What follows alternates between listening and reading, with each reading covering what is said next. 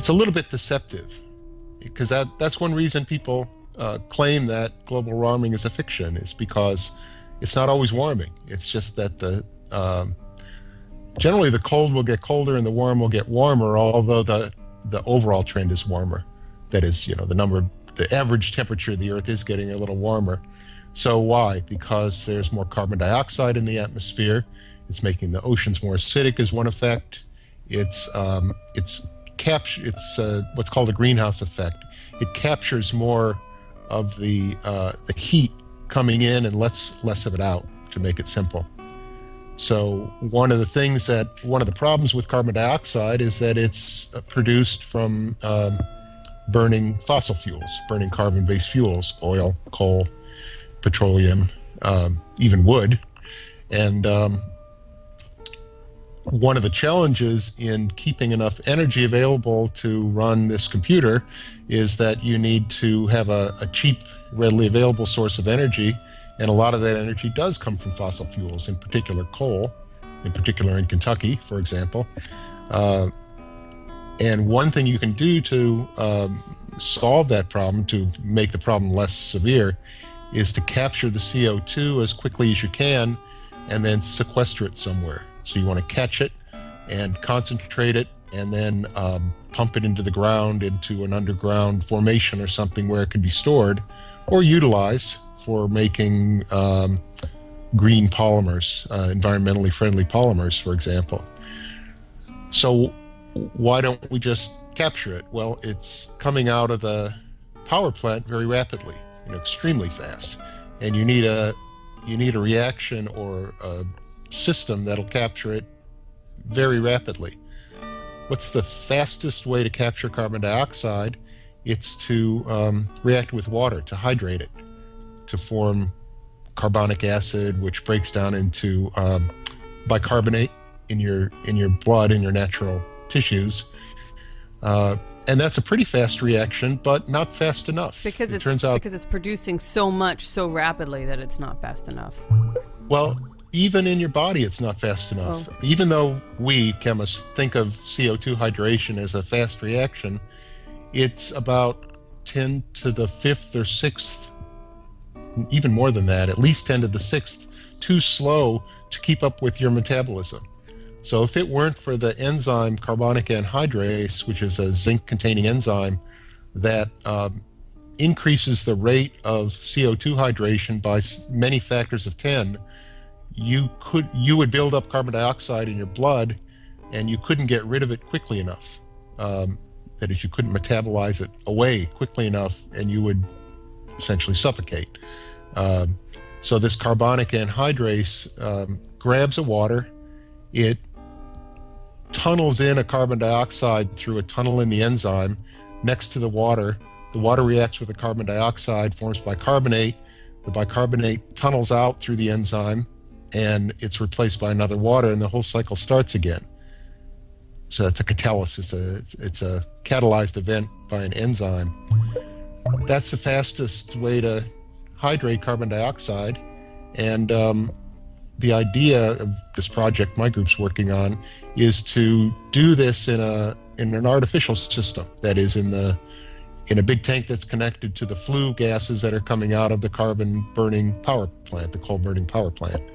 And so what chemists and engineers are doing is design metal complexes that are similar to carbonic anhydrase, but cheap and robust, so you can run them at 100 degrees, that will capture CO2 very efficiently, and then you could pump the solution away and replace it with fresh, pump the carbon dioxide out of the solution, sequester or use it somewhere, and set up this continuous cycle for carbon dioxide capture.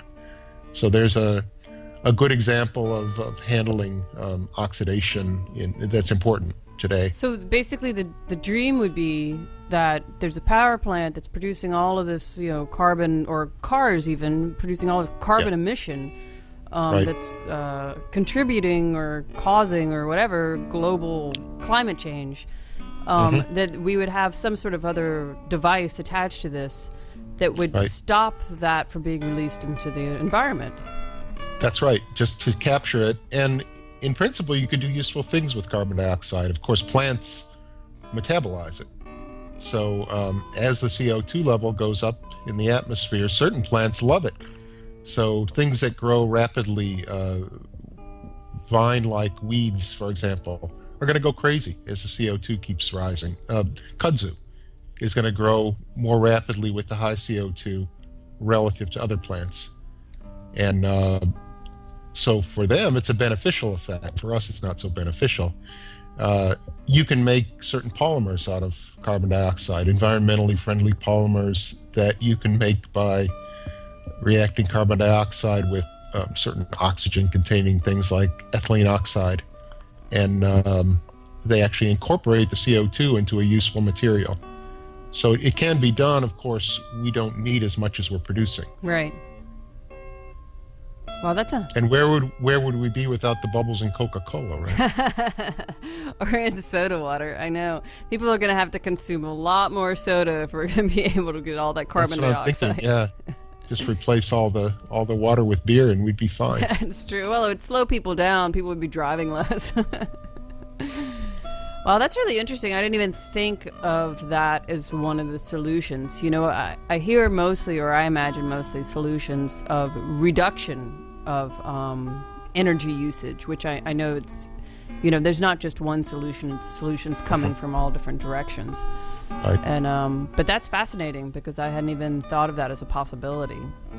Yeah, Department of Energy is really pretty serious about this. How much would it contribute compared to your solution, which you just said, cutting energy use? Not as much. Cutting energy use is the real solution, or making it more efficient. But it's a way that you could keep power plants running without resorting to nuclear power, for example. Or in the intern, till we have some other kinds of less environmentally costly solutions. That's right.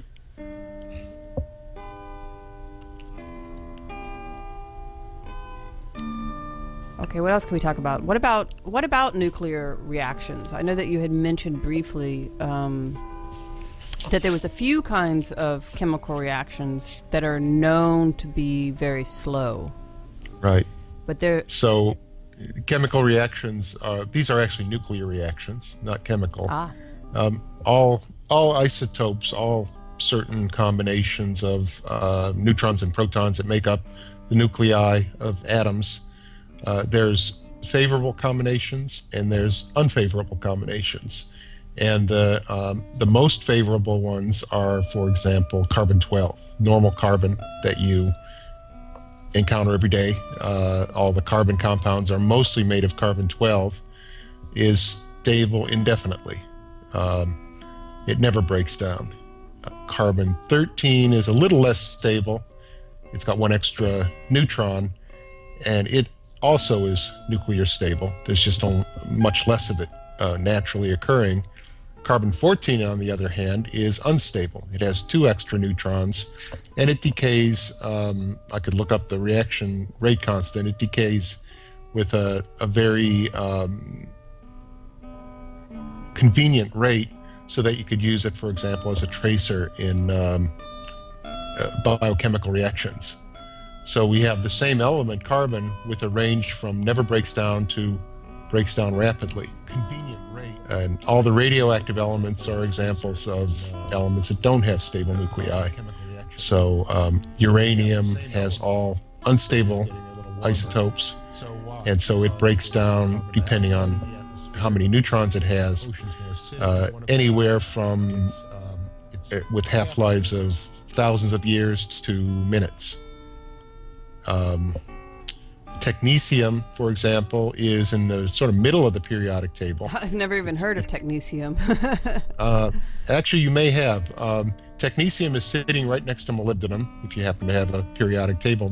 It's under magnesium, it's over rhenium, it's between molybdenum and ruthenium.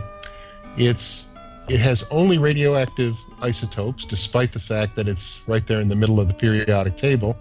And it is really useful because, being where it is in the periodic table, you can make all kinds of interesting complexes out of it that will have different solubilities and have different affinities for tissues. So it's used very extensively in medical imaging. Oh, okay. For example, you probably know somebody who's had a heart image done. Right. Like me, for example. And there's a technetium complex that's actually an organometallic compound that is very rapidly taken up by heart tissue. So you get this selective lighting up, so to speak, of the heart tissue, and the other tissues around it are relatively cold, that is not radioactive.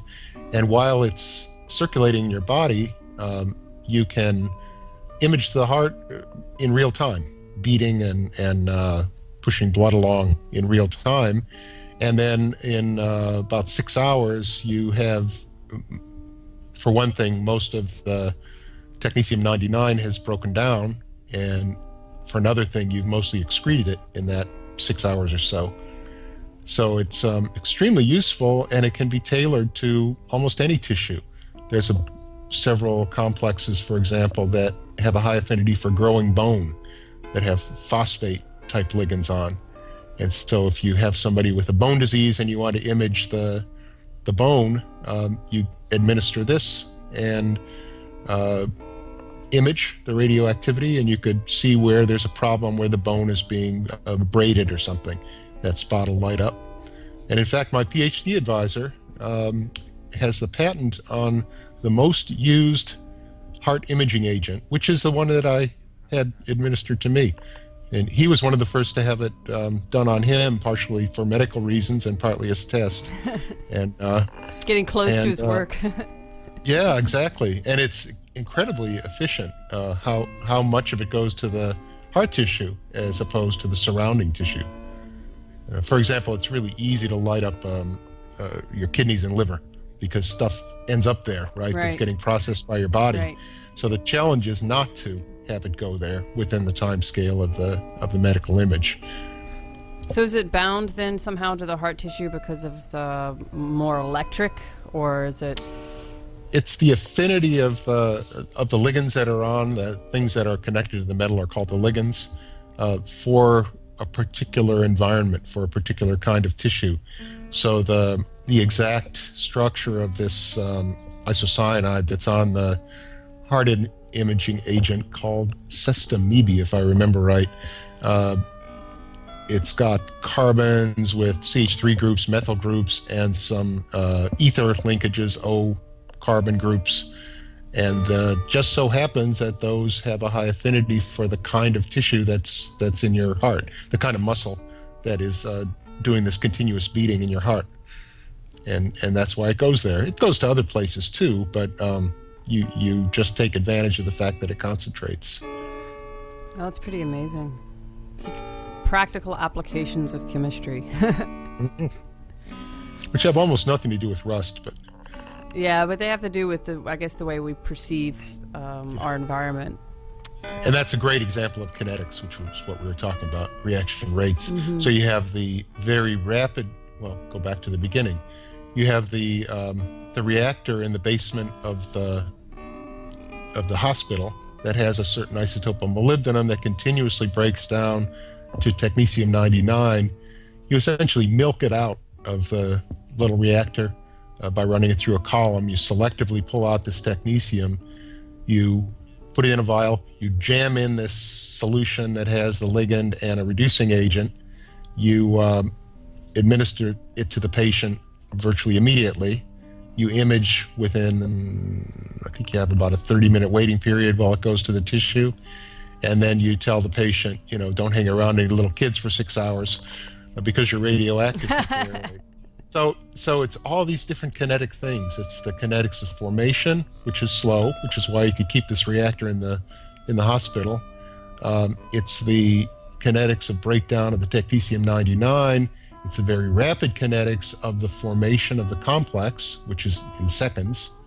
And then it's the kinetics of the imaging agent going to the tissue, and then the kinetics of the excretion from the body, all that have to be exactly right for this whole system to work. Well, that's pretty amazing. I think that's also maybe a good spot to stop the interview. Is there anything else that you wanted to talk about regarding chemistry in our natural world, the perception of change that can be explained through chemistry? No, right now, as soon as we hang up, I'll have millions and millions second, third, and fourth thoughts, I'm sure. I'm sure at any time.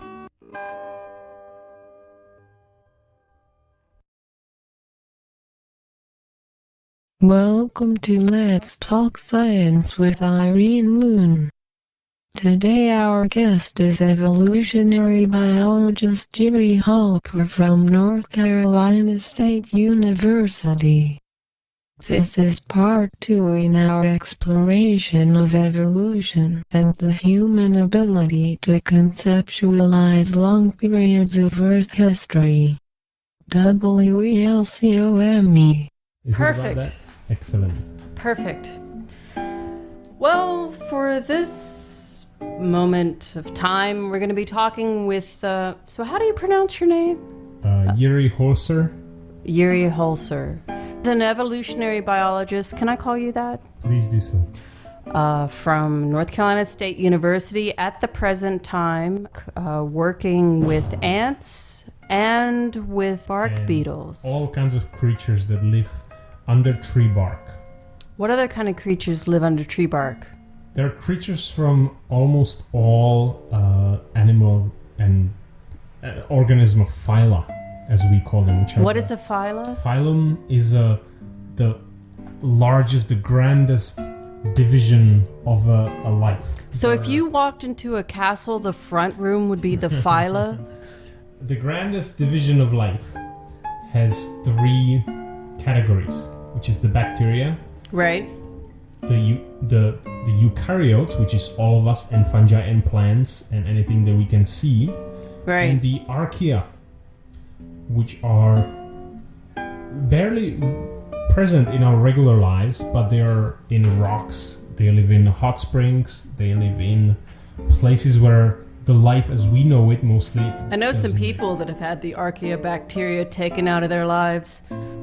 Indeed, they live in our mouth and on our skin. There are several strains. I'm sure that's not what you meant, but there are very few of them living in our nearest neighborhood. Is that the same thing as botulism? It's completely different. Oh. Botulism is from a very different phylum. Oh. Botulism is from a bacterium, Clostridium botulinum, that produces the compound that causes botulism. Which is like in humans, it turns out to be like paralysis and stuff. Indeed, in almost all animals that we know that where botulism occurs. So I met this guy at a party one time, and he told me that he got botulism from his mom's like fake burger meat that she made out of soybeans one time, and he was in a coma for 3 months.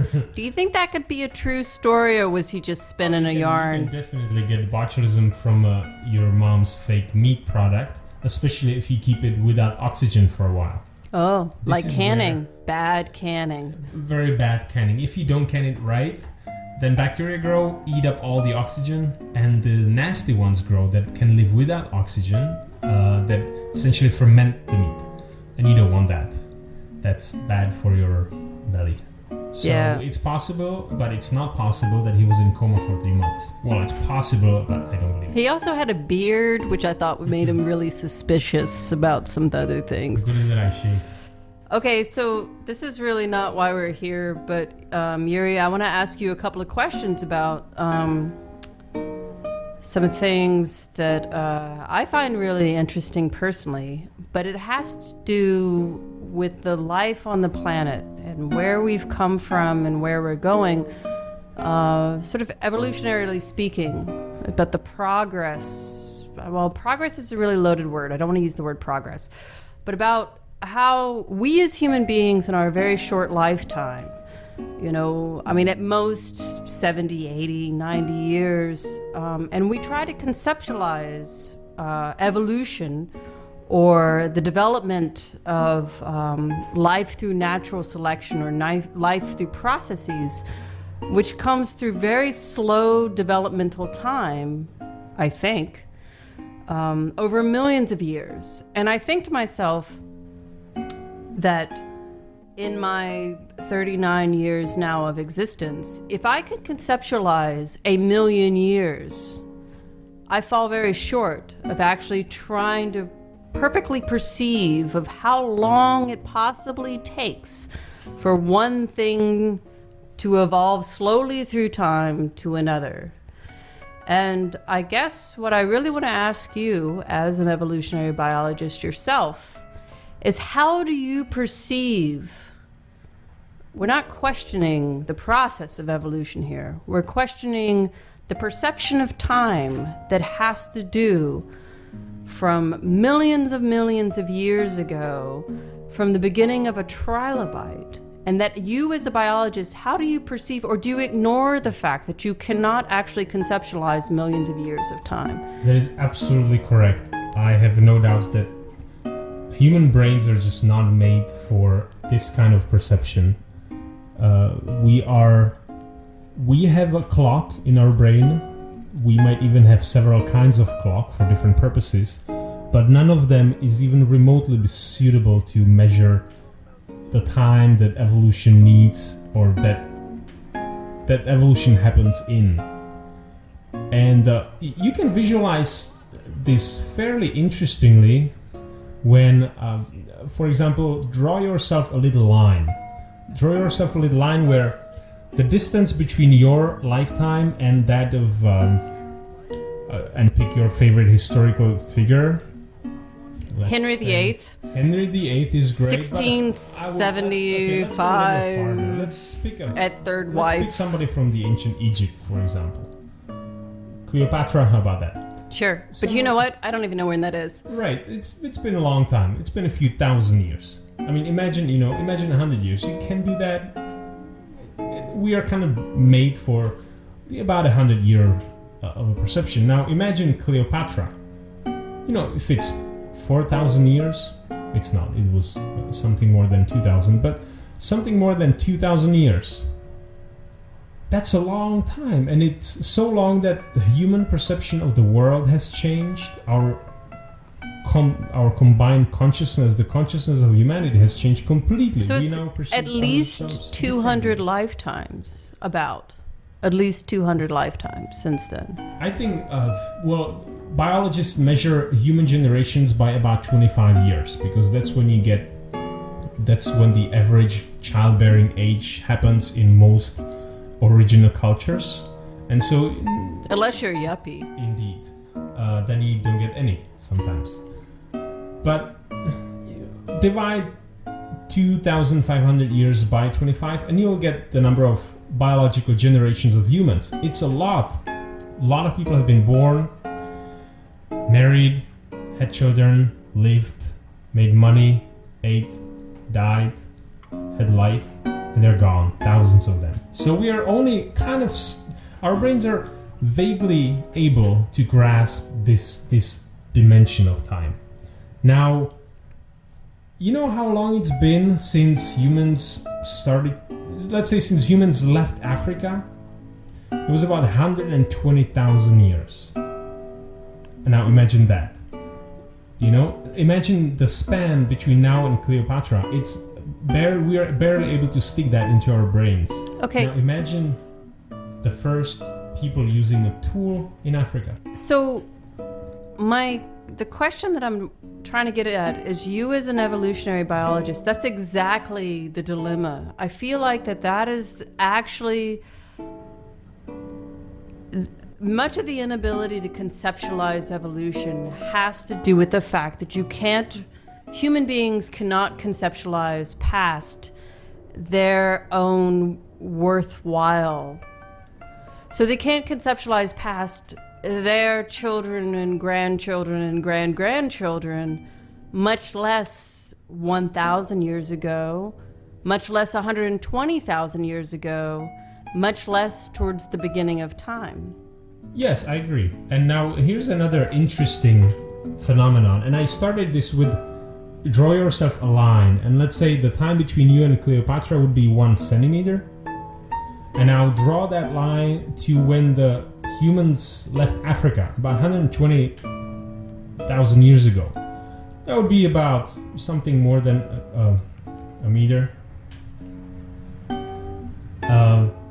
Now, if you continue diving into the past, you go past the people who lived in Africa.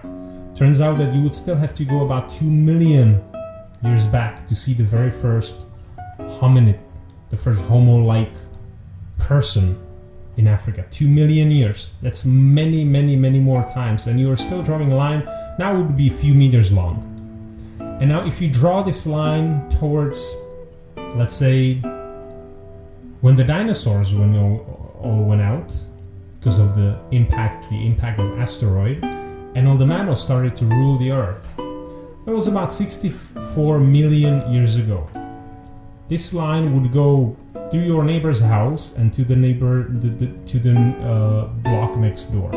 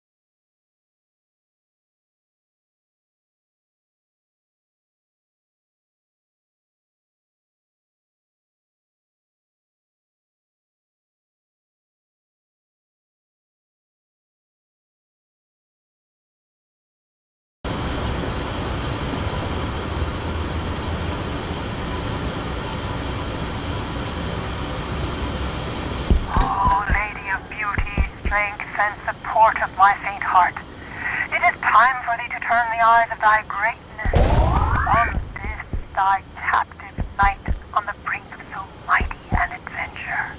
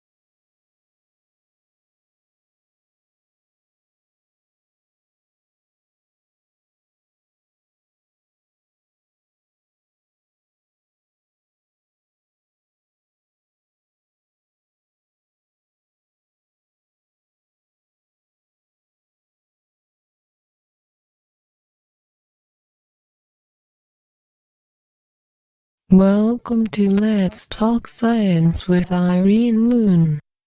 Today our guest is evolutionary biologist Jerry Hulker from North Carolina State University.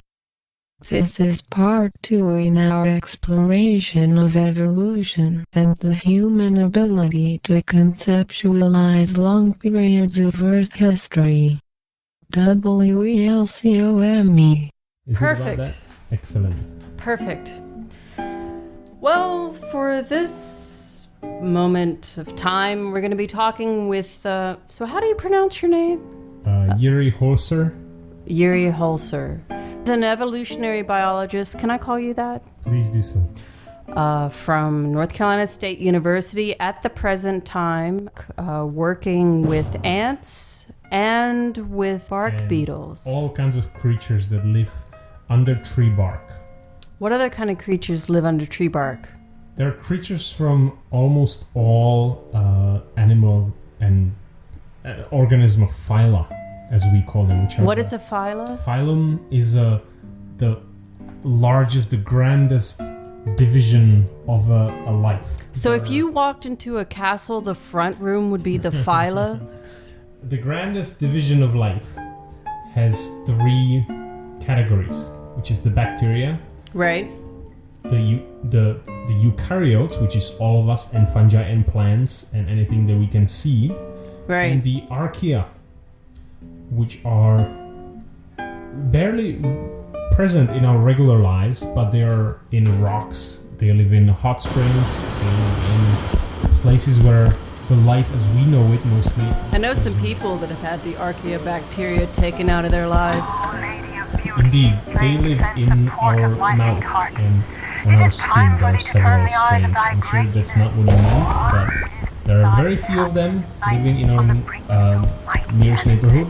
Is that the same thing as botulism? It's completely different. Oh. Botulism is from a very different phylum. Oh. Botulism is from a bacterium, Clostridium botulinum, that produces the compound that causes botulism. Which is like in humans, it turns out to be like paralysis and stuff. Indeed, in almost all animals that we know that where botulism occurs. So I met this guy at a party one time, and he told me that he got botulism from his mom's, like, fake burger meat that she made out of soybeans one time, and he was in a coma for 3 months. Do you think that could be a true story, or was he just spinning a yarn? You can definitely get botulism from your mom's fake meat product, especially if you keep it without oxygen for a while. Oh, This like is canning. Bad canning. Very bad canning. If you don't can it right, then bacteria grow, eat up all the oxygen, and the nasty ones grow that can live without oxygen, that essentially ferment the meat. And you don't want that. That's bad for your body. So Yeah. it's possible, but it's not possible that he was in coma for 3 months. Well, it's possible, but I don't know. He also had a beard, which I thought made him really suspicious about some other things. Good that I shave. Okay, so this is really not why we're here, but Yuri, I want to ask you a couple of questions about Fell on his knees some before things him, that saying, I find "From really this interesting spot I personally. rise But not, it has to valiant do knight, with the life until on your the planet, courtesy grants me where the we've boon come I from seek, and where we're going. one that will redound to your sort of praise evolutionarily and the speaking, benefit of the but human the race." progress. Well, progress is a really loaded word. I don't want to use the word progress, but about how we as human beings in our very short lifetime, you know, I mean, at most 70, 80, 90 years, and we try to conceptualize evolution or the development of life through natural selection or life through processes, which comes through very slow developmental time, I think, over millions of years. And I think to myself that in my 39 years now of existence, if I could conceptualize 1,000,000 years, I fall very short of actually trying to perfectly perceive of how long it possibly takes for one thing to evolve slowly through time to another. And I guess what I really want to ask you as an evolutionary biologist yourself is, how do you perceive? We're not questioning the process of evolution here. We're questioning the perception of time that has to do from millions of years ago, from the beginning of a trilobite. And that you as a biologist, how do you perceive, or do you ignore the fact that you cannot actually conceptualize millions of years of time? That is absolutely correct. I have no doubts that human brains are just not made for this kind of perception. We have a clock in our brain. We might even have several kinds of clock for different purposes, but none of them is even remotely suitable to measure the time that evolution needs, or that evolution happens in. And you can visualize this fairly interestingly when, for example, draw yourself a little line. Draw yourself a little line where the distance between your lifetime and that of, and pick your favorite historical figure. Henry VIII. Henry VIII is great. 1675. Let's pick at third Let's wife. pick somebody from the ancient Egypt, for example. Cleopatra, how about that? Sure, but you know what? I don't even know when that is. Right, it's been a long time. It's been a few thousand years. I mean, imagine 100 years. You can do that. We are kind of made for about 100 year of a perception. Now, imagine Cleopatra. If it's 4,000 years, it's not. It was something more than 2,000, but something more than 2,000 years. That's a long time, and it's so long that the human perception of the world has changed. Our combined consciousness, the consciousness of humanity, has changed completely. So it's perceive at least ourselves 200 differently. lifetimes, at least 200 lifetimes since then. I think, biologists measure human generations by about 25 years, because that's when the average childbearing age happens in most original cultures. And so, Unless you're a yuppie. indeed, then you don't get any sometimes. But divide 2,500 years by 25 and you'll get the number of biological generations of humans. It's a lot. A lot of people have been born, married, had children, lived, made money, ate, died, had life, and they're gone, thousands of them. So we are only kind of, our brains are vaguely able to grasp this dimension of time. Now, you know how long it's been since humans started, let's say since humans left Africa? It was about 120,000 years. And now imagine that. You know, imagine the span between now and Cleopatra. We are barely able to stick that into our brains. Okay. Now imagine the first people using a tool in Africa. So, the question that I'm trying to get at is, you as an evolutionary biologist, that's exactly the dilemma. I feel like that is actually much of the inability to conceptualize evolution has to do with the fact that human beings cannot conceptualize past their own worthwhile.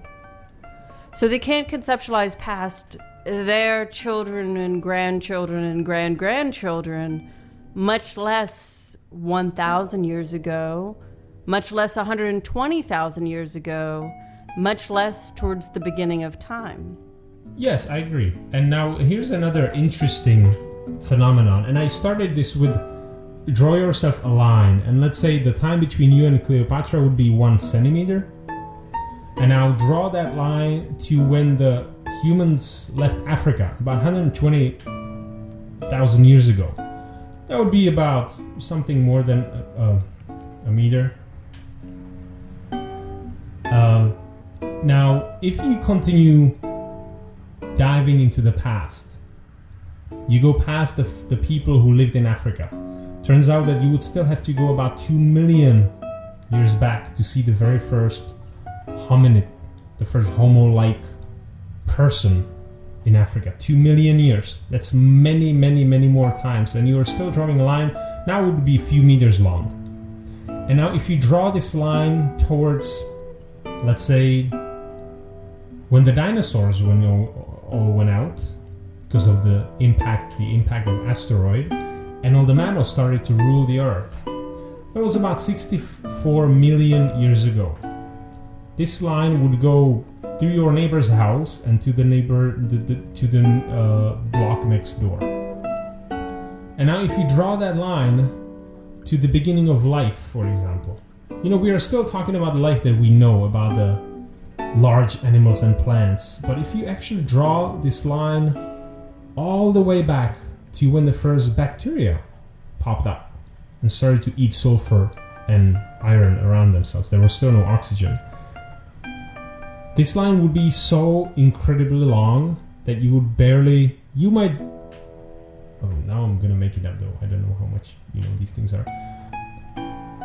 It would be from here to in Raleigh, North Carolina, all the way to Newcastle, England or something like that. Exactly. I mean, that's a long way. So my point is that we are barely able to conceive or perceive the time that it took humanity to go from Egypt to now. But then the reality is that evolution had absolutely imperceptibly vast time for itself. So does this mean that time doesn't matter to you? Well, time matters enormously. Evolution and essentially biology can only be really understood if you combine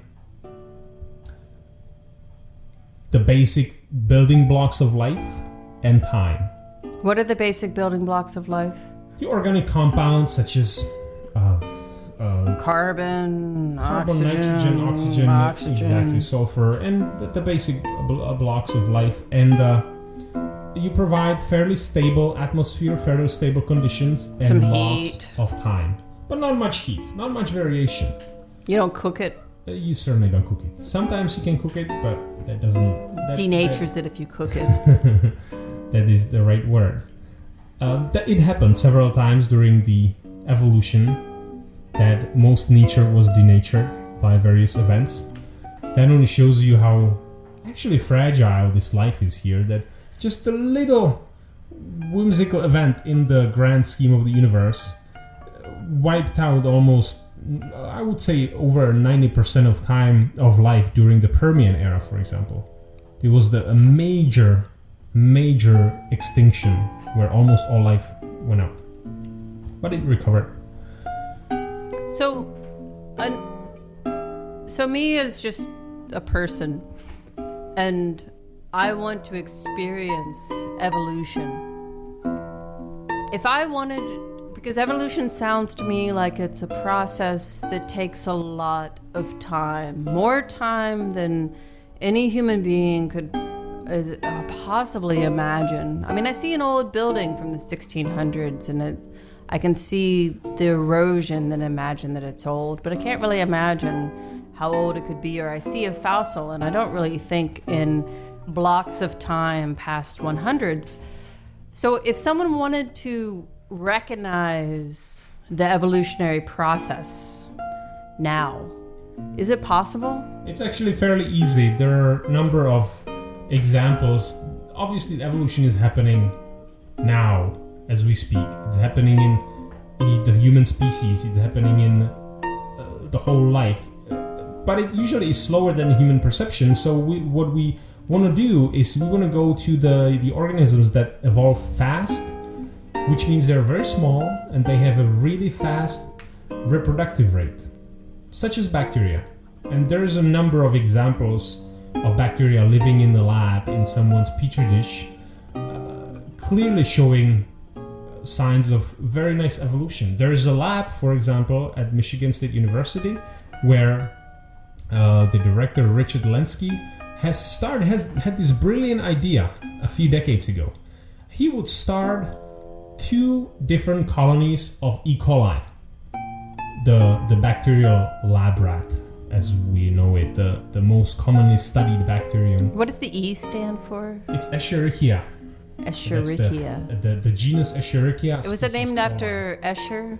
I believe it was Mr. Escherich. Oh. I didn't know him. Not the artist Escher. Sorry. And Pipe dreams. He started 2 different colonies, one living in the nice conditions, one living in bad conditions. And he tracked them. He occasionally sampled those. He took a few of those bacterial cells, put them in a freezer every year or so. So now, what he sees is that the 2 bacterial communities differ dramatically.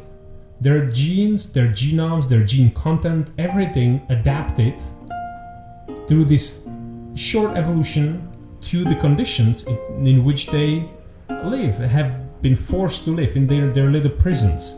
And that's because this very simple yet amazingly productive process called natural selection, simply the bacteria that were able to live, that were able to be more hungry or live off of this weird sugar rather than regular sugar, there were more of them in the next generation. And that's how they adapted, and the ones that originally had some what you would call mistakes or mutations in their genomes that happened to be handy for metabolizing this weird sugar, they proliferated better in these strange conditions. And now Rich Lenski has this phenomenal library of evolutionary steps, and he and his colleagues and his students are now sampling these frozen samples, and they are taking the bacteria out and are looking at the proteins, which are molecules in all of us as well as in bacteria, that actually make the life happen.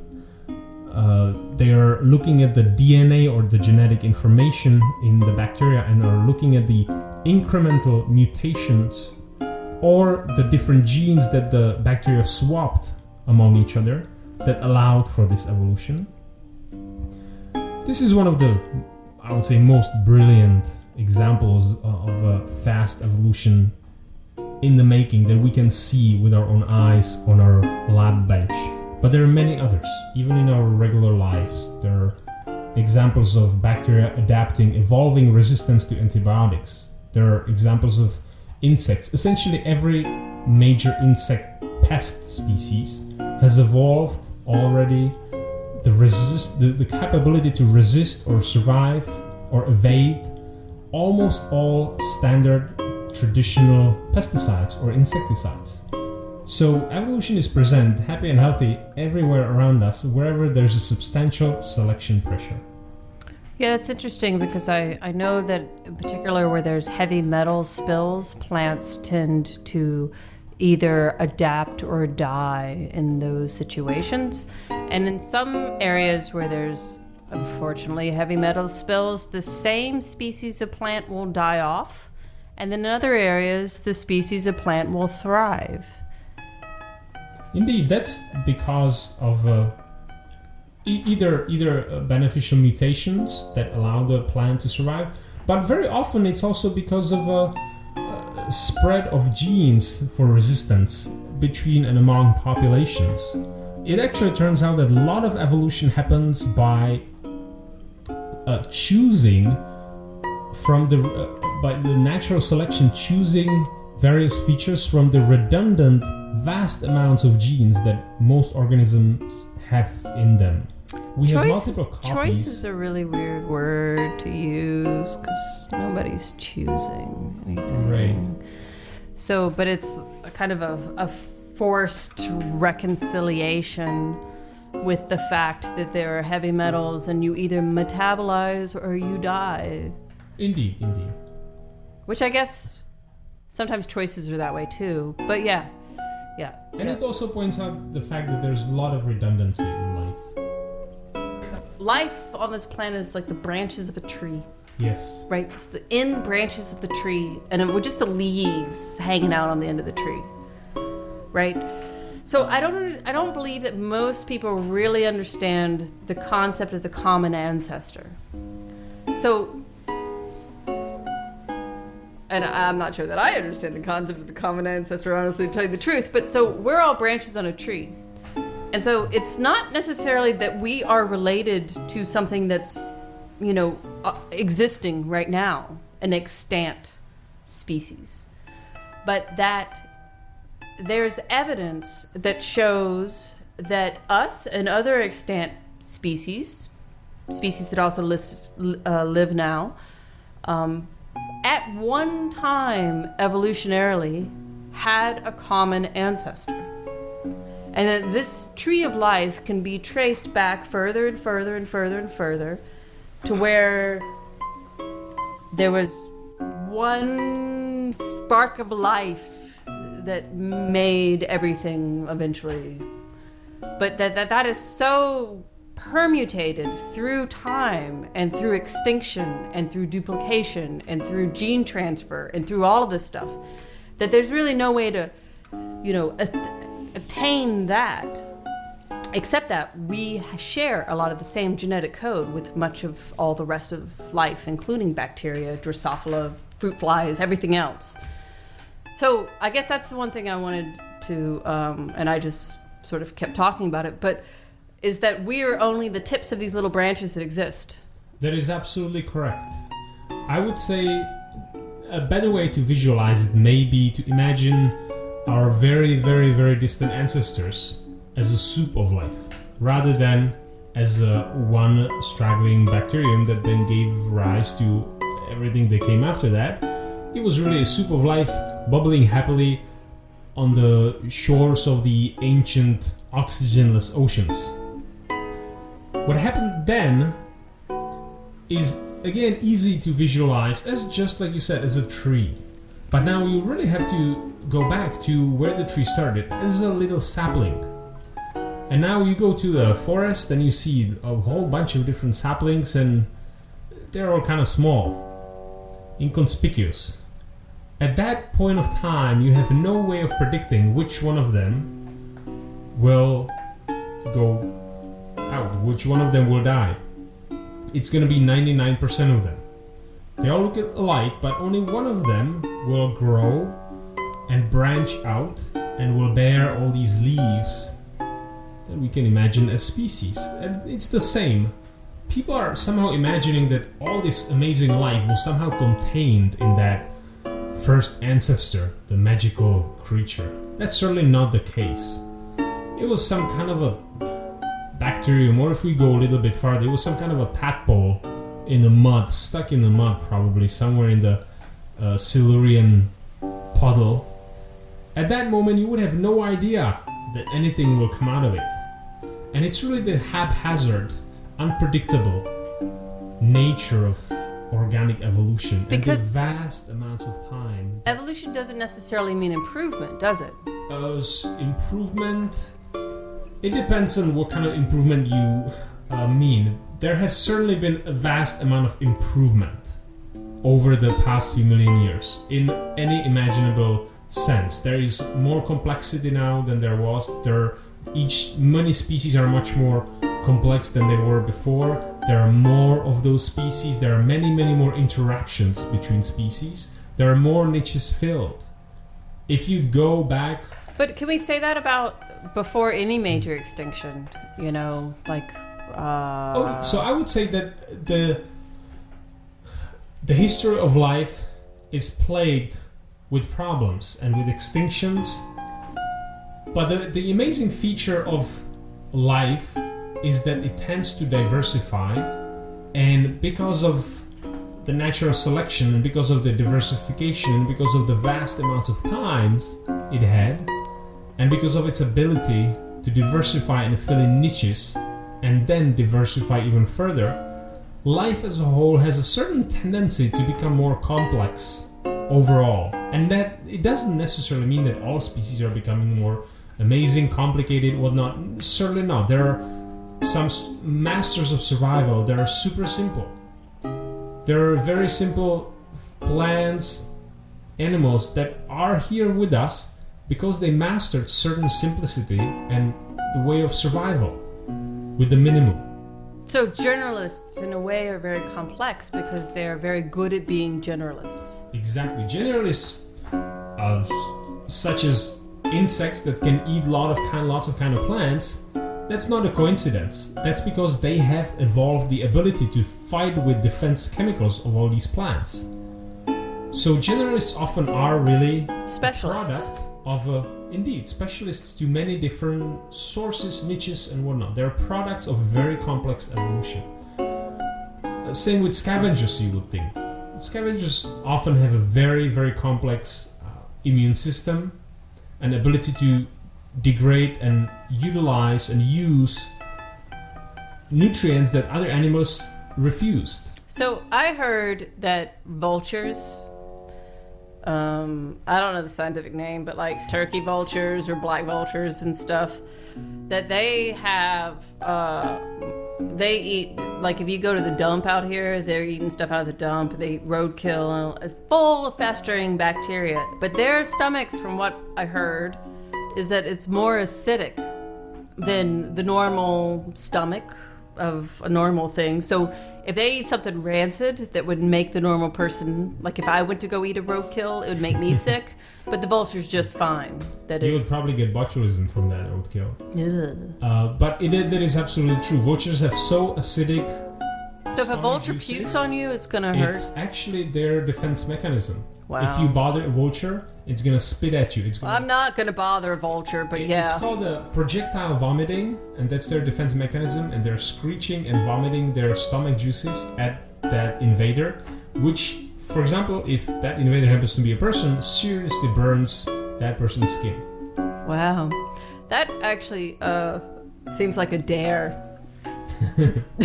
Right. Don't do that. Yeah, no, I won't do that. I won't do that. But pester vultures. yeah, if I ever wanted, to, I don't know, dare somebody to go mess with the vulture, there we Yes. go. The I guess my last thing that I wanted some commenting on is about all of these species that are in the world today and the branches of the tree of life and this amazing complexity that we have presently on the planet. And it is the present pinnacle of evolution because we now exist at the pinnacle. Even though natural selection and the processes of evolution are happening now, as we speak under our feet, even to us, we are involved in the processes of evolution. Absolutely. Without knowing it or not knowing it, that we are. Oh, humans are totally in the boiling pot of evolution. Absolutely. There are many different evolutionary processes happening to us. I will mention two. The maybe most obvious. One is that, notice what happened to people over the last 2 million years, or let's say over the last 120,000 years, ever since we left Africa. We diversified into various different tribes, races. We've attained various ecological capabilities suited to the particular environment where those kinds of peoples lived. If you lived in the rainforest, your ancestors lived in the rainforest, your ancestors likely had adaptations to living in the rainforest much better than adaptations of people who lived over the Arctic Circle or people who lived on a very, very high mountains. We know now, scientists now know very, very well adaptations that are needed for survival in high mountains, for example, or above the Arctic Circle. Many other. There are, for example, a human coevolution with organisms, with other organisms, is also a very active phenomenon, very active process Like happening right now. the cat ladies and toxoplasmosis. Exactly. Well, our coevolution with microbes is inevitably happening right now. But again, it's not necessarily, not all. I was going to finish the story that people have evolved to fill in various niches that existed before we started to homogenize this planet. And notice what happened during the last, let's say, 100 years. After we homogenized the planet, people started homogenizing themselves. Our species now is overall less variable than it was before, because we have essentially every single person now has some genes from very many other races that for most of our evolutionary time were separated reproductively. So now we are homogenizing our species, and that's clearly an evolutionary phenomenon. The other kind of evolution that's happening now, and again, this is not necessarily the progression of evolution that people often imagine. This is not going towards some very fine-tuned adaptation. This is simply a response of a species to a new environment, which in this case happens to be a planet interconnected with airplanes and highways, and a common language. And there are a number of other adaptations that are happening to us, or you would say to our species, even though adaptations don't necessarily happen to an individual person, which is our symbiosis with many other organisms. There are a number of people who have genes that allow them to digest milk as adults, for example. No other mammal does that. It's unique to those humans who co-evolved with cows. And that's a very, very recent evolutionary event that happened at about probably 2 or 3 times independently in the world, in places where people domesticated cows. And you can't even begin to imagine the evolution that's now happening to accommodate all the new diseases that are now being spread around the world, or have been during the last 500 years after people invented long-range dispersal by various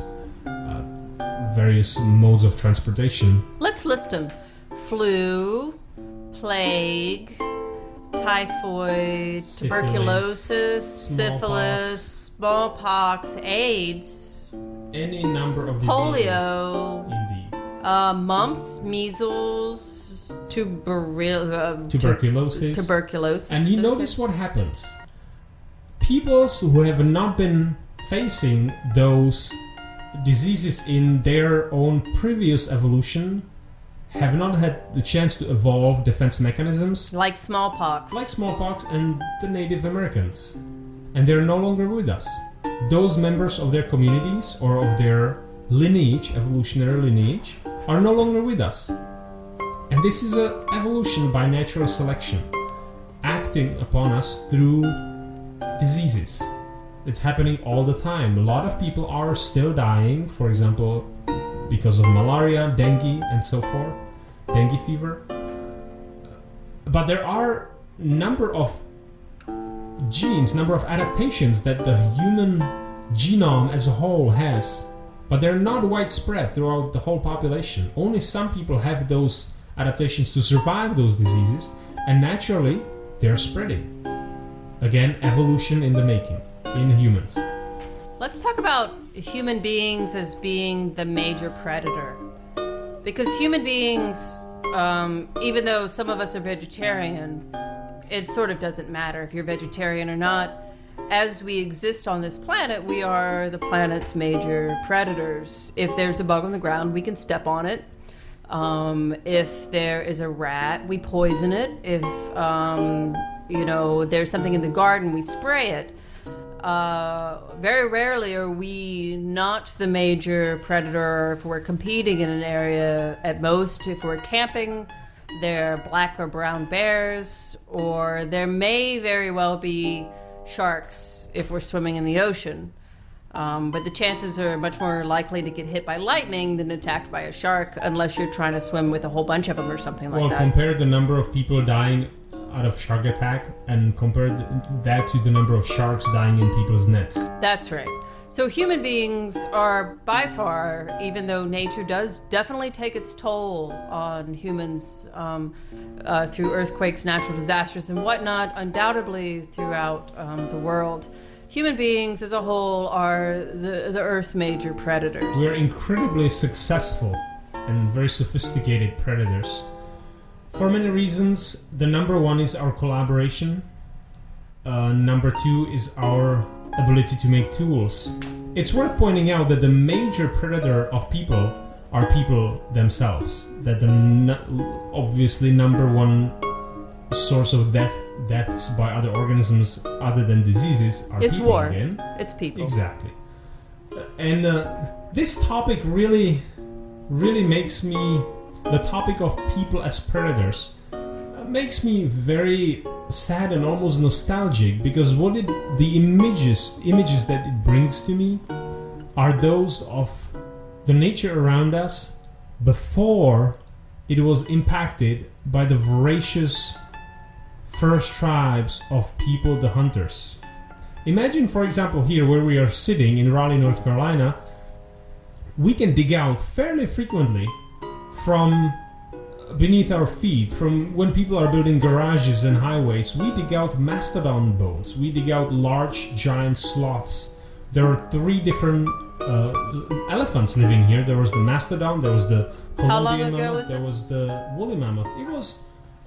It's not clear when the last ones died off, but they were very happy around here, definitely 40,000 years ago. So when people were here? Absolutely, or they overlap. Proto-people, or however you want to say it. I wouldn't call them proto-people. They're were people. Extremely skilled and extremely swiftly moving troops of hunters.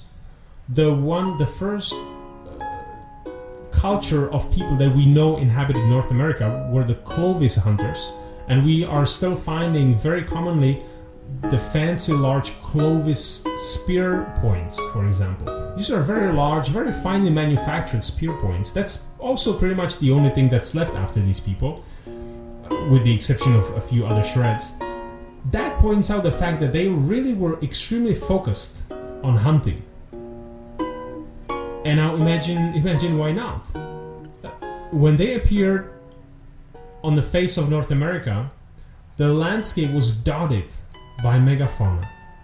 There were large mammals, large birds, large everything in incredible numbers everywhere.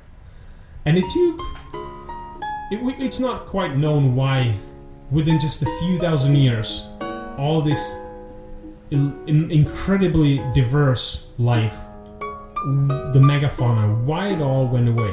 But there's a good speculation. There's a good speculation that people helped it a lot. There might be a reason why turtles survived, but the saber-toothed tiger didn't. It's because people really like the big mammals, like to eat them. And we are really efficient at especially killing mammals that are not adapted to people hunting. So imagine the hunters not only showed up here in North America where there were a lot of mammals, but they also were absolutely naive. Well, it's the same thing as when mammals showed up in New Zealand and all the flightless birds. Humans are not. all of a sudden there were these things that existed on the island, because New Zealand is really just a very large island, that the birds weren't adapted to dealing with. And This is a collection of crushing stories. Every tropical island that I know of used to have a fascinating assemblage of animals and plants, often large ones that have never been repeated anywhere else. And within a few years or a few decades after people or the Westerners discovered those islands, or the Polynesians in the case of Polynesia, all these fascinating animals were gone. So, the one thing that humankind has that perhaps my feline does not have when she kills a bird is that humankind does have a consciousness at some level. We are conscious at least a little of our actions, even though it's arguably that we are fairly unconscious of a lot of our actions in life. But we are conscious of our actions, and we have the ability to perceive the impact of our actions on the planet and to the planet's leaves, to this biodiversity that exists on the planet. And there's no doubt that human beings will be the major predators on the planet for a long time to come, at least within my lifetime and multiple lifetimes after me. After that, it may or may not be as clear. But in the given lifetime, we are conscious of our own destruction. That is absolutely correct. And this is another interesting story which essentially points out the fact that natural selection is what rules evolution, including evolution of humans, not our conscious decisions. And here's why. Because natural selection really operates on the level of an individual. If you do something so that you get better off than your neighbor, you will have a higher chance to have more progeny. Your neighbor doesn't. Now, if you exhaust some supply of some local rare resource, it's gonna screw up almost everybody except for you. And you're gonna probably be the winner in the long run.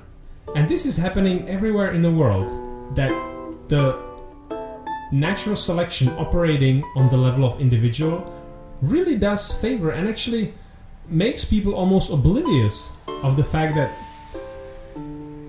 organizing this consciousness into some form of an effort to save us and the planet as a whole is really dwarfed by the individual urges that every single one of us has. And it ends up as excuses. Absolutely. I really needed to do that because, I can't recycle this because I have to go to my job every day. Or, they need to have a new pair of shoes and the cheapest ones come from, plastics that are made in some far-cost place that cost lots of fossil fuels and stuff like that. So there's, those urges of natural selection come into a lot of forms of excuses. Absolutely. And so I'm fairly convinced, I think it's unquestionable that it's really natural selection that is now operating on humans, on the planet, and will in the future. Sadly, it's operating in ways and producing patterns that are really hard to talk about, that are often very personal, and are creating the world that we do not always like. So natural selection, as far as, it was touched on earlier, but it's not always progress. Natural in the sense that we think of progress as humankind is going to a better place. Progress is moving to a better place. But natural selection, it's progressing forward, but it potentially could be going to a darker place in the short term. Absolutely, no question. It's always benefiting people. It's always benefiting individuals of whatever species that can leave more progeny on the surface of the earth. But eventually could lead to extinction. Absolutely. Whether this is a long-term sustainable production of progeny has really no bearing on the individuals. It's just if you get your genes to that next generation. And notice, here's an analogy, for example. If you put some bacteria into a drop of sugar water, they will reproduce like crazy and eat the sugar as fast as possible, because every single individual has the instinct, really has the machinery, the genetic and enzymatic machinery to eat as much as they can, so that they outnumber the others and they leave more progeny, more spores for the time when the drop goes away, evaporates. Humans have never operated in any different manner than bacteria, because it's always more beneficial to each individual to act so that that individual wins, regardless of what the future brings. So in a sense, it's the exact same process, natural selection functioning on the level of individual, that governs human and bacterial society. So, as a final question, and going back to the perception of change, do you feel like in your lifetime, as a young adult, that the world that you live in now, is it going to proceed and move forward in a very rapid pace? Or will the procedure be fairly slow? I know my father, for example, remembers places without indoor plumbing. And he remembers, civilization, like the progress of civilization a lot. He remembers places without indoor plumbing, and he remembers whole towns with, using candles as lighting and things of that sort, where people grew their own food and blah, blah, blah, blah, walked 2 miles in the snow to go to school or whatever. But there was definitely, old Ford cars, and there wasn't the highways, and all these 2 lanes ended up 4 lanes and all of this other stuff. So there's all this progress, on that level of civilization at the time. And in your lifetime, do you imagine the progression of humanity, Lady of Beauty, the level of population that we have, and all these other things? Do you imagine what is it going to be like in 50 years? I would divide the future evolution into 2 categories now, which is the cultural evolution and the actual natural evolution. And the cultural one, I'm fairly certain, will be speeding up, because complexity breeds complexity, and fast complexity breeds even faster complexity. There's no question that the more computers we have, the more computers will run our lives, and overall it's making us all more efficient in whatever we do. The natural evolution, on the other hand, does not speed up or slow down. It's always measured by the steady, regular rhythm of human generations. Whatever gets recorded in our genes and gets passed on, that's the rhythm and tempo of evolution. So it's not going to speed up or slow down. What will probably happen is that new environments, new social and natural environments, and new ability to breed with whoever you want versus breed with only the ones who you grew up among, will breed new patterns into where the humankind is heading and how mixed up it is and how fragmented it is. It's very hard to predict any of that, really. And you never know what's going to happen. I mean, it could be that at some point, natural selection points that if you want your generations to continue, human survival will exist only if the planet exists or other things exist as well. I don't know, there was this great story recently about polar bears. I mean, not to talk about polar bears, things are getting heavy, but so, all the ice caps are melting, everybody's like real worried about the polar bears, and they still are worried about the polar bears, and they should be worried about the polar bears. Polar bears are in, they're kind of in dire straits, Imagine the world without polar bears. Yeah, it's a major loss of a major flagship species. It's a white bear, yeah, it's real serious. But the thing is about these polar bears was like, oh man, if they don't have their seal fields to hunt, these polar bears are toast. They're gone. And what they found out is that polar bears are actually a lot more adaptive than you would imagine. That the polar bear suddenly decided to go to shore and eat all the seagulls and the penguins and other things.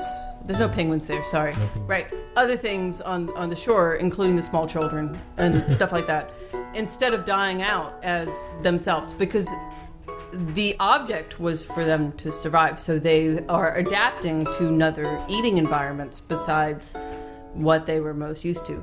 Not all animals, of course, have that kind of flexibility. Some of them are a lot more specialized. But it is to say that we don't know.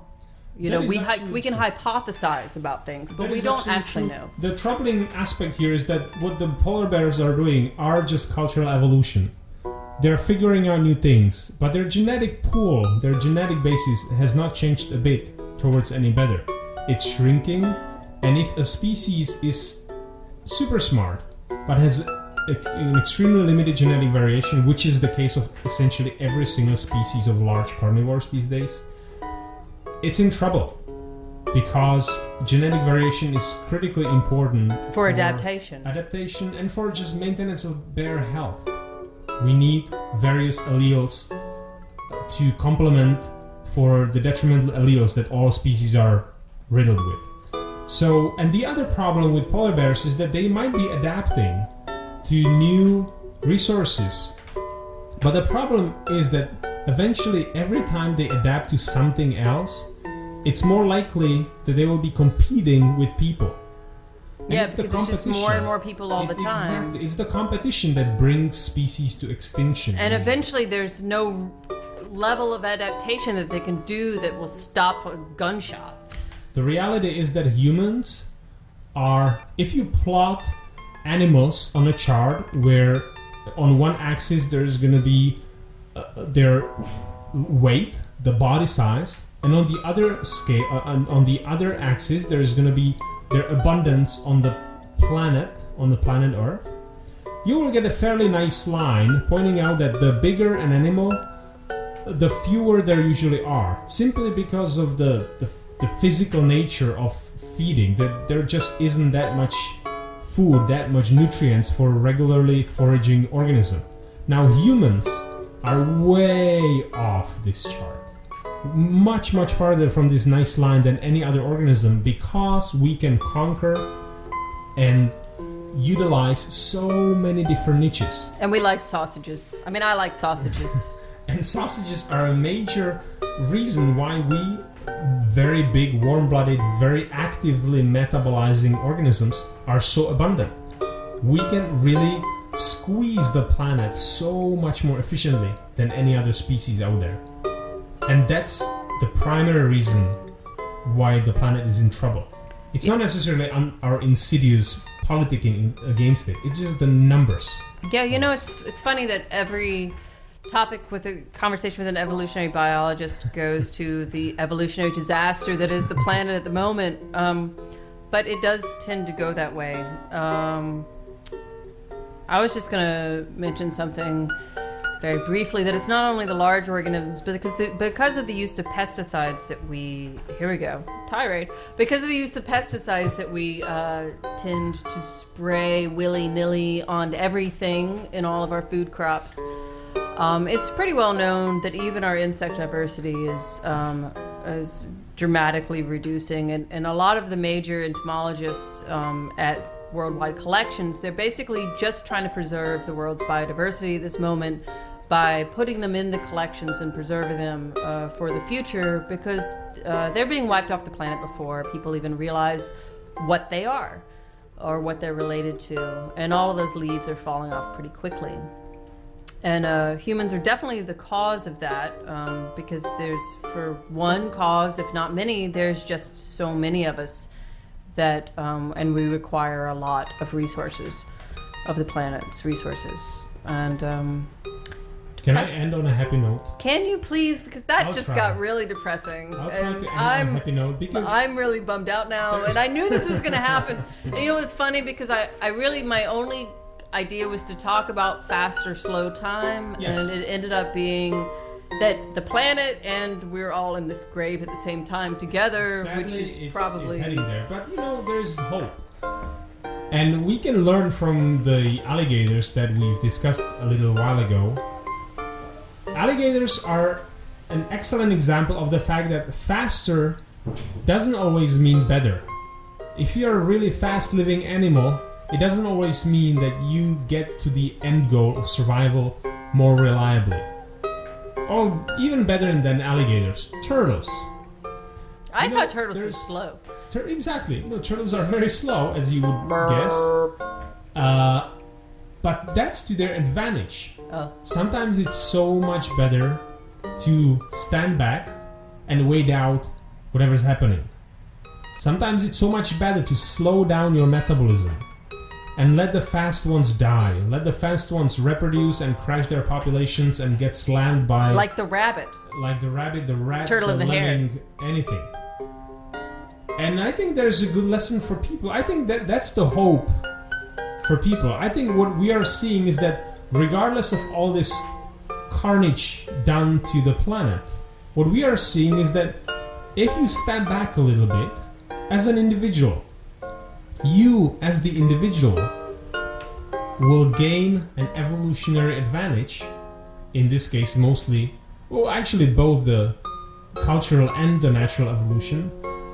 If you step back, slow down and think about what you're doing, focus on your actions in this world, are more careful and choosy, it turns out that people who can focus and think and invest in their long-term benefits are really better off, even in this very, very fast living society, in this very fast changing planet.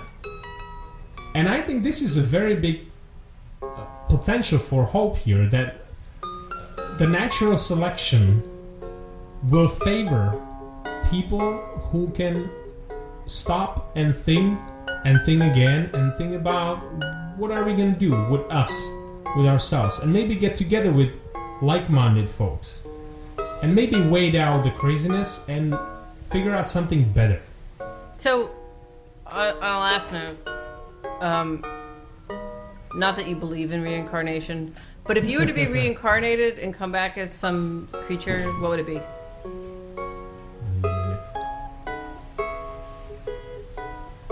Can I choose people again? I would like to be human, because I don't think even the smartest animal can really wake up, see the sunrise, and be so freaking happy. That's pretty iterative. Yeah, that's all right. Okay, I was gonna say a turtle, but turtle is a good one. Yeah, I agree. I like the idea of being a turtle. hopeful. I would say some kind of an insect pest because they're really successful. But the bummer is that they live about 2 months.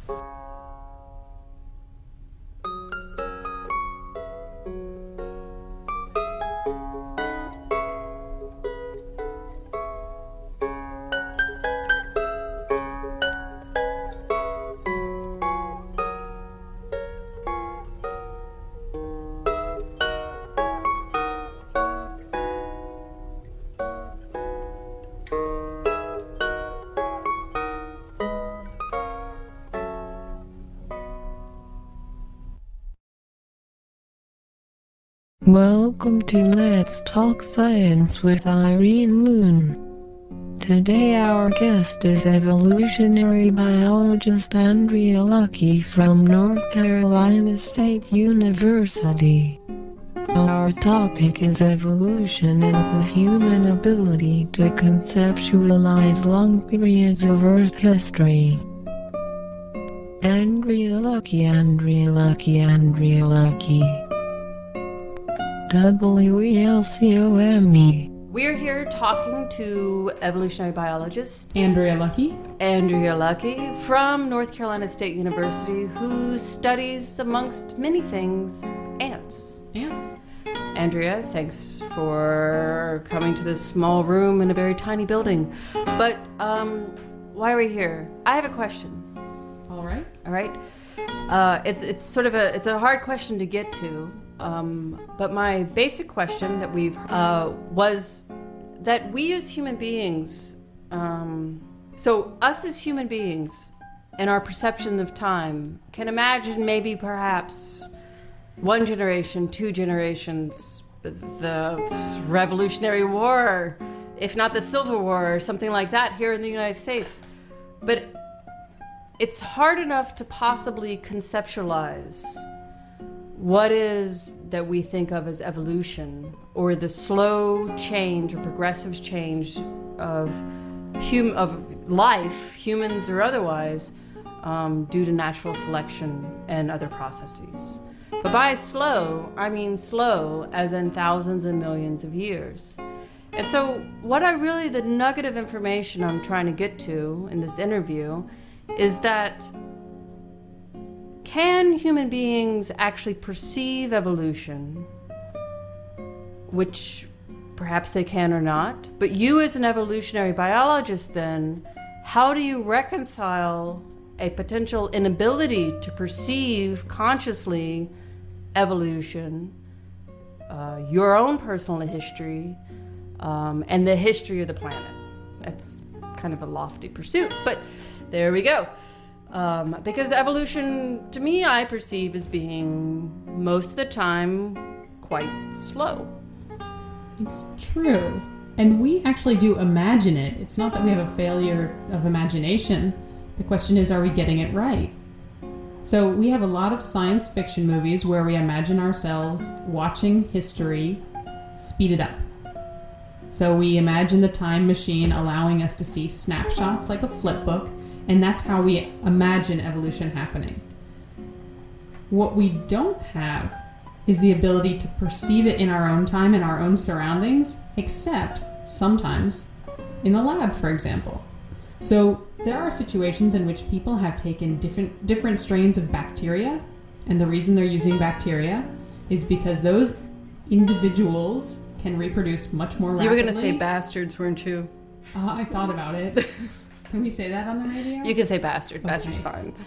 Those It's not a bad word anymore. wildly reproducing organisms can reproduce so quickly that it happens right before our eyes. And so what we can see is if there's a selection pressure, for example, let's say you have a very salty environment or a very harsh environment of some sort, we can see natural selection acting upon those organisms that do well in a salty environment. And so over a human lifetime, in fact, over perhaps a PhD project, you might even be able to see evolution happening on different strains of bacteria that are subject to different pressures. Now this... So is that a perception of evolution or is that a perception of natural selection? Because I know that things like dog breeding, for example, that in some humans' lifetime, or plant breeding, in some humans' lifetime, they make the most amazing irises, that are hybrids of some other iris, or they take a snickerdoodle and turn it into a pomadoodle or something like that. But that's not evolution? It's part of the process. And if you had an experiment running for a long enough period of time, you would actually start to see what we would not hesitate to call evolution, which is to say new forms arising, new combinations coming together, not just the salt tolerance to be able to survive, but actual novelty because of the variation in the gene pool and adaptation to that environment. And so I'm using this example of bacteria to launch into some other questions about slowness, which I think when we talk about human perception of evolution and slowness, it's useful to think about other organisms that are not humans and how they see the world. So for example, we might talk about water bears. Do you know what water bears are? Rawr. Right, exactly. The ones that go fishing. No, not those. Little water bears, almost microscopic. I can kind of see them. They they don't really have noses because they're bacteria. They're not. They're not. They're not. They're called tardigrades. Is that because they're tardigrade? In fact, it is because they are slow. Oh, they're so slow. The tarda means slow moving, and grade. We'd have to go look in the Latin book for that one. Anyway, they're slow moving and they're little bears, and they do look like little bears when you look at them. And you can see them with the naked eye, but you can see them extra well if you look at them under a dissecting microscope. And they have this amazing thing in their lives, which is called anhydrobiosis. Any idea what that is? Not water processes something, and against water, and not water process something. I don't know. Exactly. Anhydro, no water. Biosis, biology. They are living organisms, and they can completely exclude water from their life. So what this is What? basically a life stage that they can go through. Without So- water? You have this whole little happy organism moving around, walking through mosses. They love moss. You find them in lots of mosses, moist places. And if they are in unfavorable conditions, they can go into a state in which 99% of the water in their entire bodies is expelled, and they go into a kind of stasis. Oh, so this is kind of like a lungfish or something like that. Or to go back to science fiction movies, Uh-huh. like being cryogenically frozen. Oh, they're cryogenically. Got it. Thank you. All right. Yep. Got it. So these are organisms that exist and can exist beyond what we think of as a normal generation time. Okay. So in some ways, this is what seeds do. Seeds live as plants, but while they're in seed stage, there's no fixed time. They're just hanging out till it's the right time. Exactly, just waiting. And so when we think about human generations, we don't have that option. Maybe not yet. We can't go to sleep and then wake up like Rip Van Winkle 100 years later or 1,000 years later. But if you think of other organisms, you have a population at one point in time that doesn't just give way to the next population in the next generation. In fact, some of those individuals might go into some sort of stasis or anhydrobiosis or get cryogenically frozen and then reemerge in the gene pool many, many, many what we would call generations later. And so what that means is that you have material in that gene pool that exists over lots of time. And so when we think of Oh, slowness, so some water bears will cryogenically freeze themselves for a couple days, and then others won't, and then others will do it for weeks at a time, and so there's like this crossover of generations. Is that what you're saying? imagine you are triplets, and you and your two siblings If there was more are than one of me, I would have born a at the lot same of trouble. time. Well, just imagine you're all born at the same time. You happily live on a little pad of moss. One of you wanders to the edge of the moss pad and decides it's too dry out here. I'm going into anhydrobiosis. Oh, so there's just genes all over the place, is what you're saying. And Yeah. you might come back and get rehydrated 1,000 years later and be dealing with your great grand niece. So they can hydrobiosis for 1,000 years. Apparently they're out in space. Wow. I don't know much about tardigrades and how far they get out there, but when people do surveys of air and the upper atmosphere, they often are finding tardigrades as part of the aerial plankton that are out there. But for example, seeds, we know that some seeds are very durable and they can last for hundreds of human generations. People going back to Egypt. I know that they've taken stuff out of what you call them, pyramids, and grown Exactly. them. Yeah. So just imagine the generation time that can span. But that seems like, because evolution has a lot to do with generation time, right? So if you have very short generation time, then you have very fast evolution potentially. But if you have very long generation time, then you have very slow evolution. Possibly. Now, generation time might mean how quickly can you reproduce? But what we're also talking about here is how long you can live. Oh. So if you were producing seeds as a plant back in the days of the pyramids, and then one of those seeds has now made it to the present and is now producing new seeds, that gene pool that existed way back then is now in contact with a gene pool that exists now. So this is a little bit stretching human comprehension because, again, we're getting to the question of generations. How long are we here and what can we perceive? It's a bit of the if these walls could talk. You know, it's hard enough for me to imagine that. I was reading a book about the history of Raleigh, North Carolina, where we're presently sitting at this moment.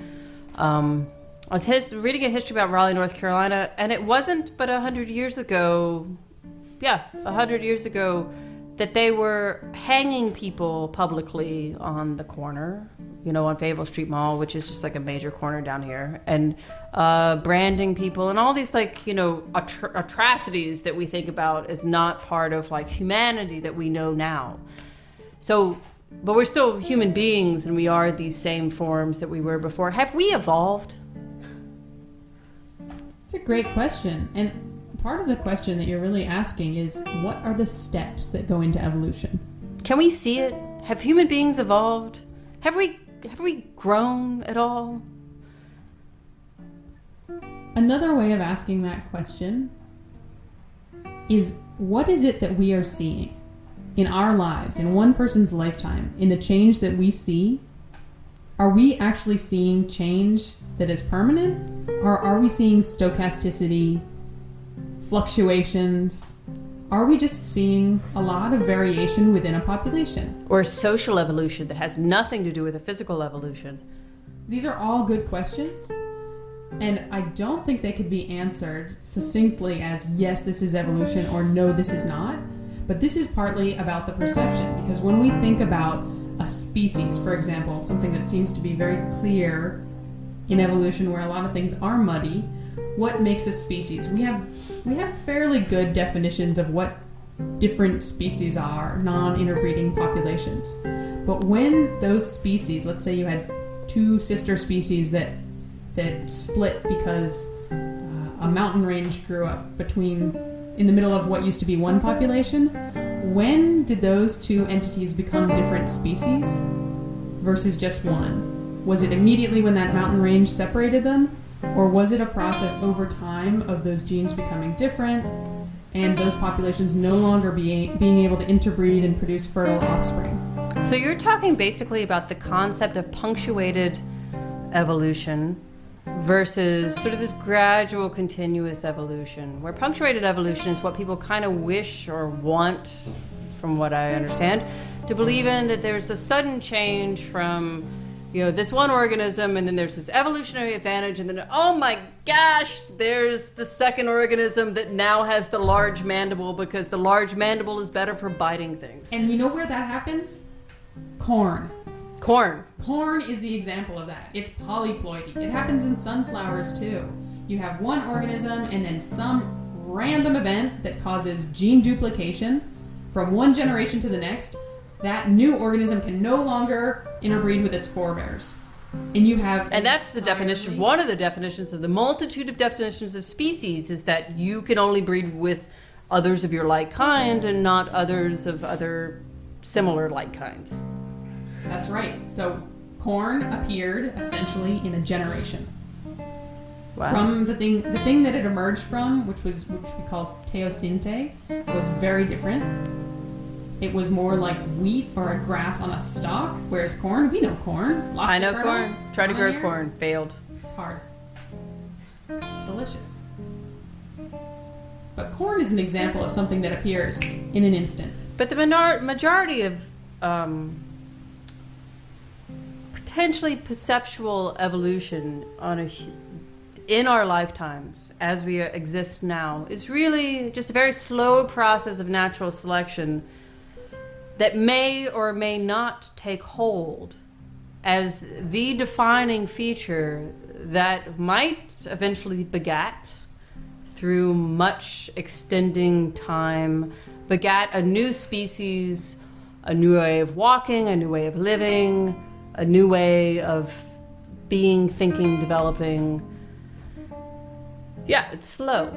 It's slow, and it's hard to imagine that we would know it when we saw it unless we had some way of seeing it through someone else's eyes. So, for example, the cave paintings allow us to see, in Lascaux, France, for example, allow us to see some organisms that we no longer see today, the ancient aurochs. And we can imagine that there's, because of these human-like characteristics, but then other things, we can imagine what they were, hypothesize what they were like in comparison to the way we're like now. So we can imagine our own evolution. We can look at fossil records, and we can look at bones. What about alligators? Oh, we have great fossils of alligator-type things.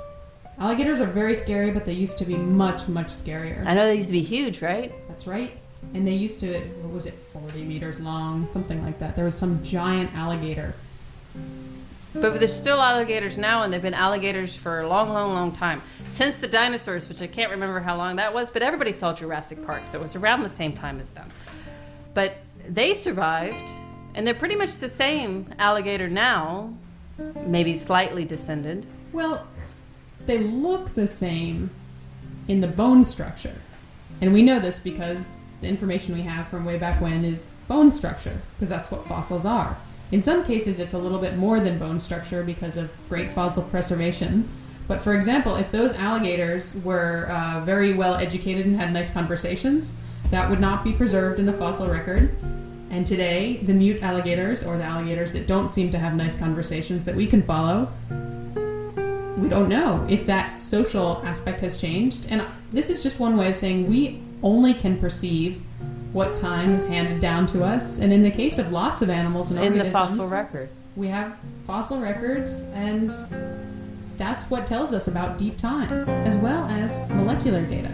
So what you're saying is that just because a very ancient alligator looks like a present-day alligator, although it might have been a little bit bigger, it's not the same species anymore, obviously, and a lot of evolution could have happened between that old fossil alligator and our present-day alligator, possibly, but it's hard to know. That's entirely true. A lot of extinction events, a lot of different species of now extinct alligator could have happened, and we only have what is actually a very modern alligator. We might have a modern alligator with an incredible immune system that is very different from the previous immune system of ancient alligators. So these alligators are basically carrying Chanel bags and shopping on Wall Street, compared to the ancient alligators. Well, we don't know, but it's possible. There are some things that we do know and other things we can't know, and so we use our imaginations to imagine what might have happened over these long stretches of time, and we imagine that we might have an idea of what could have happened. But again, we're imagining, and we're putting stories together based on evidence, pieces we know, and other parts we are trying to fill in the holes and looking for more evidence. All right, so now, of course, I'm going to have to ask, how we have fossil records of time, of perceivable time. So a fossil exists, and so we know that this thing existed at this perceivable piece of time in the strata of rock that's been carbon dated based on radiation or something, and then there you go. Then you know basically what time it is. And you know that it could have existed before that, and you know that it could have existed after that. But the only thing you really know is it existed at that very moment in time. How in the world, I had a question there and I totally forgot it, but how in the world if you're studying alligators now, or ants or anything else, how do you study the fact that at some point there was ancestral ants or alligators or whatever, and when they started? Oh, this is a fascinating question. And I like to think about it in terms of ants. We can leave the alligators aside for now. Well, they all both start with A's. Yeah. Right. So there was the first ant at some point in time. It's hard to imagine, but at some point in time, there were forests, there was the whole world, there were skies, there were clouds, there were all But sorts don't you of... think there might have been like a whole bunch of proto-ants hanging around, like kind of Yes, half ants and exactly. like all this other things that like kind of look like ants, but then like And it they wasn't might- good enough to be a real species, And they might have then they made just it a sort couple of... thousand years and then just blinked out. You don't know. And then somebody got isolated on an island, and then suddenly they became ants, and then that island merged back with the continent, and then like all these other things happened, and you know. Just think of all the things that happened to you last week. And then put that in Yeah, it the was a lot. span of 140 million years, and just think of all of the things that could have happened. And the fact is, the truth is, we know ants exist today, so we know they arose at some time, somewhere, from something. Right. So those are the facts we're working with. And Well, we have some clues, right? we do. About the things that they, may have a common ancestor in common with. That's exactly right. And so this is where the combination of the fossil record and molecular data, understanding the genes, can tell us something about what other organisms ants were related to, and also approximately when they evolved.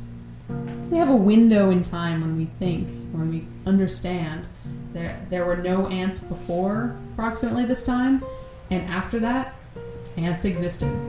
Yeah. So So ants have stingers. Do Some they? of them do. Not all of them. Not all of them. Some of them have stingers, right? Yes. Right. So wasps, yellow jackets, honeybees, they all have stingers. Yes. So does that mean that ants potentially are have a common ancestor with other things that have stingers? They certainly do. And in fact, if you go back along the ant lineage, what we know now from doing this kind of research and making these sorts of comparisons that we're discussing is that ants are essentially a branch off of the wasp tree of life. So it's kind of like wasps that decided, okay, there's that word again. Decision is kind of the wrong word, but it's wasps that it became more advantageous to live underground, so they didn't need wings anymore, and maybe hang out together and a few other things, and they became ants eventually. We know that at some point in time, this proto-ant, or these proto-ants, were able to produce a wingless and non-reproductive worker caste. And that was advantageous enough that today all ants have a non-reproductive wingless worker caste. But so when we say this though, we're talking about how many millions of years? Probably over 100 million years. So the process from, if you think about it, you have a wasp with wings and a stinger. They look very much like ants. If you go to the web, check them out, look at them, they look a lot like ants. They have a stinger just like ants do, or at least a lot of ants do. So the process from going from the wasp that looks a lot like an ant, does a lot of the same things as a lot of ants do, including eating meat, being social, doing a lot of that stuff, to an ant took millions of years in just those small evolutionary steps. So it seems to me that evolution can take a long time to do just a few things, but sometimes, comparatively, it can be fast to do one or two things. Like some things seem very conserved, like eyes. Eyes are hard to re-evolve.